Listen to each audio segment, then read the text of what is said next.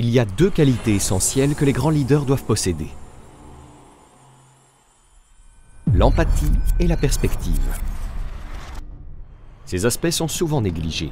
Les leaders se préoccupent tellement de leur statut et de leur position dans l'organisation qu'ils oublient leur rôle principal. Le travail principal d'un leader n'est pas de diriger, mais de prendre soin de ceux dont il est responsable. Beaucoup de gens ne semblent pas en être conscients, ni se préparent à cela. Lorsqu'on est jeune, notre unique responsabilité est d'exceller dans notre travail. C'est notre seule préoccupation. Certains poursuivent des études supérieures pour se perfectionner, comme les comptables et d'autres professions. On se présente au travail, on s'investit pleinement et l'entreprise nous offre de nombreuses formations pour maîtriser notre rôle. Elle nous enseigne comment utiliser les logiciels, nous envoie en formation pour améliorer nos compétences professionnelles et attend de nous une excellente performance. Nous nous dédions entièrement à notre travail et si vous excellez, vous obtiendrez une promotion. Finalement, vous pourriez être promu à un poste où vous serez responsable de personnes accomplissant le travail que vous faisiez auparavant.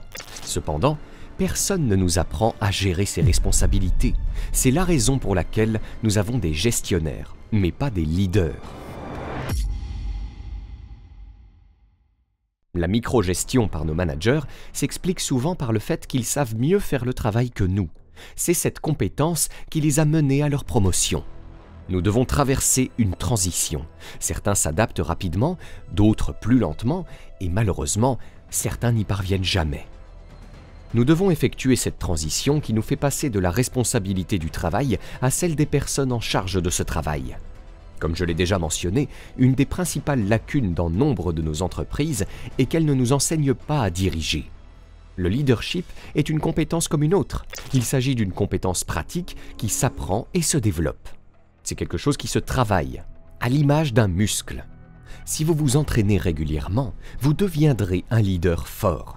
Si vous cessez de vous exercer, vous deviendrez un leader faible, tout comme cela se produit en parentalité. Tout le monde a la capacité d'être parent, mais cela ne signifie pas que tout le monde souhaite ou devrait être parent. Il en va de même pour le leadership. Nous avons tous la capacité de devenir leader. Cela ne signifie pas que tout le monde devrait l'être, ni que tout le monde le souhaite. Être leader implique de grands sacrifices personnels.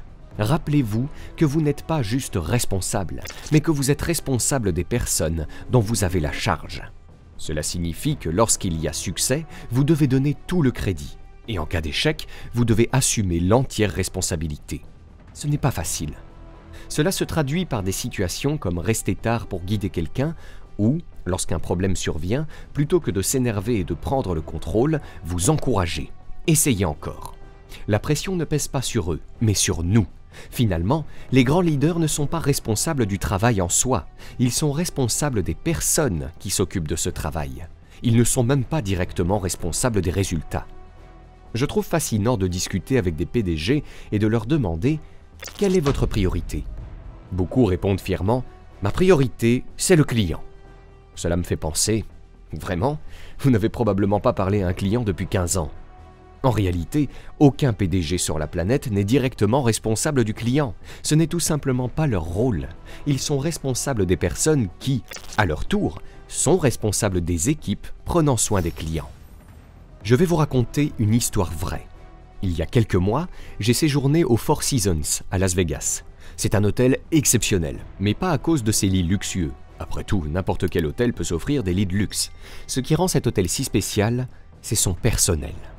Lorsqu'un employé du Four Seasons vous salue, on ressent une sincère bienveillance, pas simplement l'obligation de saluer les clients. Dans le hall, il y a un stand de café. Un après-midi, je suis allé y acheter une tasse de café servie par un barista nommé Noah. Noah était incroyable, amical, drôle et très à l'aise dans la conversation. L'expérience était si agréable que je lui ai laissé un pourboire de 100 $. Curieux, je lui ai demandé « Aimes-tu ton travail ?» Il a immédiatement répondu « J'adore mon travail ». Intrigué, j'ai demandé « Que fait le Four Seasons pour que tu dises cela ?» Noah a expliqué « Les directeurs passent régulièrement me voir pour s'enquérir de mon bien-être et de mes besoins pour améliorer ma performance. » Il a souligné que cela venait de tous les directeurs, pas seulement de son supérieur. Il a ensuite partagé une perspective intéressante. « Je travaille aussi au Caesars Palace. où les managers sont plus concentrés sur le respect des règles. Là-bas, je préfère rester discret et juste faire mon travail pour être payé. Puis il a ajouté, au Four Seasons, je me sens libre d'être moi-même, ce qui transforme complètement mon interaction avec les clients. Cela montre que, souvent, en tant que leader, nous nous focalisons sur la critique des employés, en insistant sur l'importance de trouver les bonnes personnes pour notre équipe. Mais en réalité, ce qui importe le plus, c'est le leadership. Si nous créons le bon environnement, nous aurons des employés épanouis comme Noah au Four Seasons. A l'inverse, un mauvais environnement mène à des employés désengagés comme ceux du Caesars Palace. Le problème ne réside pas dans les personnes elles-mêmes, mais dans la façon dont elles sont encadrées. Nous sommes souvent trop rapides à embaucher et à licencier. Pourtant, nous ne traitons pas nos enfants de la même manière. Si un enfant obtient un 10 sur 20 à l'école, nous ne disons pas « Tu as eu un 10 sur 20, tu les as donnés en adoption ». Alors pourquoi, face à des problèmes de performance au travail, notre réflexe est-il de dire « Tu es licencié ». Cette approche manque d'empathie. Qu'est-ce que l'empathie, au juste? Voici un exemple de manque d'empathie, courant dans le monde des affaires. Vous entrez dans le bureau de quelqu'un, ou quelqu'un entre dans votre bureau, et vous dit « Vos chiffres sont en baisse pour le 3e trimestre consécutif. Vous devez améliorer vos performances, sinon je ne peux rien promettre pour votre avenir ici. » Pensez-vous que cette personne se sentira motivée pour venir travailler le lendemain? En revanche, voici ce à quoi ressemble une approche empreinte d'empathie. Vous entrez dans le bureau de quelqu'un, ou quelqu'un entre dans le vôtre, et dit « Je vois que vos chiffres sont en baisse pour le 3e trimestre consécutif. Est-ce que tout va bien? Je m'inquiète pour vous. Que se passe-t-il? » Tout le monde peut avoir des problèmes de performance. Peut-être que l'enfant de cette personne est malade, peut-être qu'elle traverse des difficultés conjugales, ou qu'un de ses parents est en fin de vie. Nous ne savons pas toujours ce qui se passe dans la vie des gens, et cela peut affecter leur performance au travail. L'empathie, c'est se soucier de la personne, pas seulement de ses résultats. Au fil des 20 ou 30 dernières années, le monde du travail a évolué. Nous ressentons encore les effets des théories commerciales des années 80 et 90, qui sont souvent néfastes tant pour les individus que pour les entreprises. Prenons un exemple, la théorie de la primauté des actionnaires, proposée à la fin des années 70, popularisée dans les années 80 et 90, est aujourd'hui devenue une norme. Lorsqu'on interroge une entreprise cotée en bourse sur sa priorité, la réponse est souvent « maximiser la valeur pour les actionnaires ». Est-ce vraiment approprié? Cela revient à dire qu'un entraîneur privilégie les désirs des supporters au bien-être de ses joueurs. Comment espérer constituer une équipe gagnante avec une telle approche? Pourtant, cette mentalité est tellement ancrée dans notre culture d'entreprise actuelle qu'on ne la remet même plus en question, malgré son caractère défaillant, erroné et obsolète. Il est important de se rappeler que les années 80 et 90, période de prospérité relative et de détente de la guerre froide, ne sont plus d'actualité. Nous ne vivons plus dans un monde où l'on s'entraîne à se cacher sous les bureaux à l'école. Les temps ont changé, la prospérité et la paix ne sont plus les mêmes, et ces modèles ne sont plus applicables. Un autre exemple flagrant est celui des licenciements massifs, où le gagne-pain des individus est sacrifié pour équilibrer les comptes.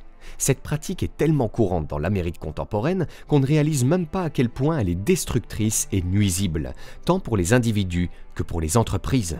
Les entreprises parlent de vouloir instaurer la confiance et la coopération, puis elles procèdent à des licenciements en masse.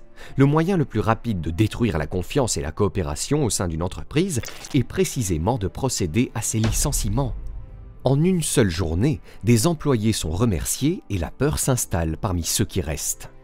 Imaginez devoir rentrer chez vous et dire à votre conjoint ou conjointe « Je ne peux plus subvenir aux besoins de notre famille car l'entreprise n'a pas atteint ses objectifs arbitraires cette année. » Pensez non seulement aux personnes qui ont perdu leur emploi, mais aussi à celles qui l'ont conservé. Chaque décision d'une entreprise transmet un message. En procédant à des coupes, l'entreprise indique clairement à ses employés « Ce n'est pas la qualité de votre travail ou votre ancienneté qui compte. Si les chiffres ne sont pas atteints et que vous êtes du mauvais côté du tableau, nous ne pouvons garantir votre poste. » En conséquence, les employés viennent travailler chaque jour avec la peur au ventre. Nous demandons à la nouvelle génération de s'épanouir dans un environnement où personne n'oserait admettre une erreur. On parle souvent de vulnérabilité chez les leaders, mais qu'est-ce que cela signifie réellement? Être vulnérable, ce n'est pas se promener en déclarant sa vulnérabilité. Cela signifie créer un environnement où les gens se sentent en sécurité pour exprimer leurs incertitudes. Je ne sais pas comment faire ce travail. J'ai besoin d'aide. J'ai commis une erreur. J'ai peur. Je suis inquiet. Personne n'ose admettre ces choses dans une entreprise, car cela pourrait vous rendre vulnérable lors de prochaines coupes. Ainsi, chacun garde ses inquiétudes pour soi. Mais comment une entreprise peut-elle prospérer si personne n'est prêt à reconnaître ses erreurs ou ses peurs? Nous avons créé des cultures d'entreprise où chacun se rend au travail en mentant, se cachant, faisant semblant. Pourtant, nous demandons à la nouvelle génération de réussir, de se trouver, de prendre confiance en elle, de surmonter son addiction à la technologie et de nouer des relations solides au travail.